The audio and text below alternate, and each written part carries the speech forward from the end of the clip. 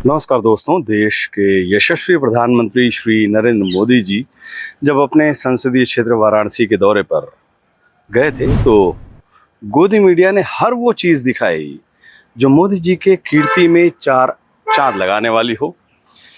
गोदी मीडिया की नज़र मोदी जी के हर कदम पर थी, हर भाव भंगिमा पर थी और उनके मुखार बिंदु से प्रस्फुटित हो रहे शब्दों को तो मीडिया ने एक महापुरुष के सत्यम शिवम सुंदरम वचन के तौर पर देश के सामने पेश किया।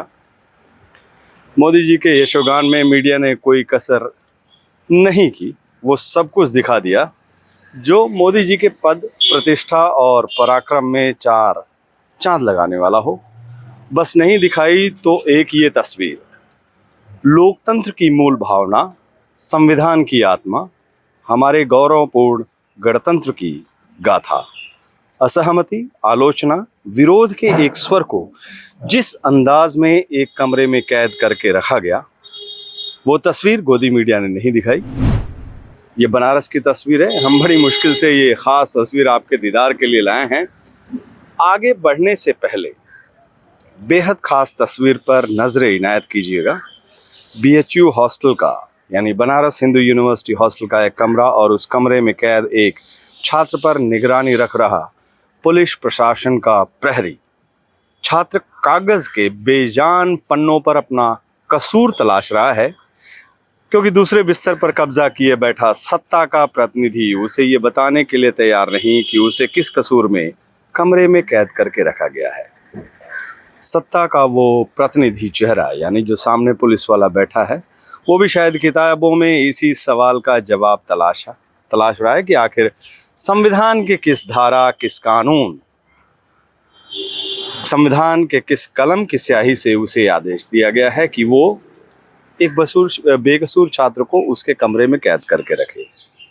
कमरे पर जो दीवार है उस पर टंगे बापू और महामना मदन मोहन मालवीय शांत भाव से दोनों की कवायद देख रहे हैं।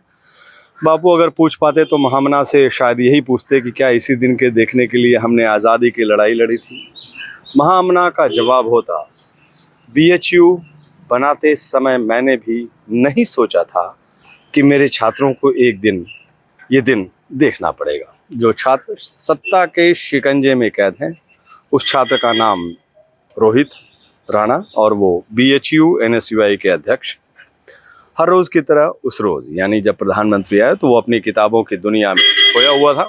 जिस रोज़ माननीय प्रधानमंत्री श्री नरेंद्र मोदी जी अपने संसदीय क्षेत्र बनारस की प्रतिष्ठा को बढ़ाने के लिए पधार रहे थे। रोहित अपने प्रधानमंत्री जी के स्वागत के लिए बाहर निकल पाता, उनके यशोगान में चार शब्द बोल पाता या सवाल पूछता, उससे पहले ही पुलिस प्रशासन का एक प्रहरी उसके कमरे में धमक पड़ा और उसने बिस्तर पर ही रोहित को नज़रबंद कर दिया। रोहित ने जब उससे पूछा कि उसका कसूर क्या है तो पुलिस प्रहरी, यानी जो सामने बैठा हुआ पुलिस का जो कांस्टेबल था, उसके पास कोई जवाब नहीं था। उसके पास बस आला अधिकारियों का ये संदेश था कि इस लड़के को कमरे से बाहर नहीं निकलने देना है। क्यों? इस सवाल का जवाब वाराणसी प्रशासन ने प्रधानमंत्री जी के कारवां गुजरने के बाद दिया कि रोहित से मोदी जी को विरोध प्रदर्शन का खतरा था।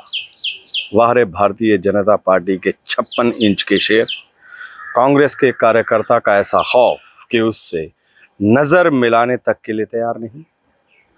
उसकी बुलंद आवाज़ का एक ऐसा डर कि उसकी जुबान पर पहरा लगा दिया। विरोध के स्वर से ऐसी बेचैनी कि कायदे कानून सबको ताक पर रखकर उसे कमरे में कैद करा दिया गया। प्रधानमंत्री जी श्री मोदी जी, आपके इस ऐतिहासिक फैसले के लिए आपको बधाई। आपके मन की बात को समझाते हुए उत्तर प्रदेश के मुख्यमंत्री श्री योगी जी की पुलिस प्रशासन ने असहमति के एक स्वर को जिस अंदाज में एक कमरे में कैद किया है, उसके लिए उन सबको भी बधाई। दोस्तों, अगर आप भी मोदी जी और योगी जी को इस काम के लिए कुछ खास बधाई देना चाहें तो आप मेरे ज़रिए उनको संदेश दे सकते हैं। नमस्कार।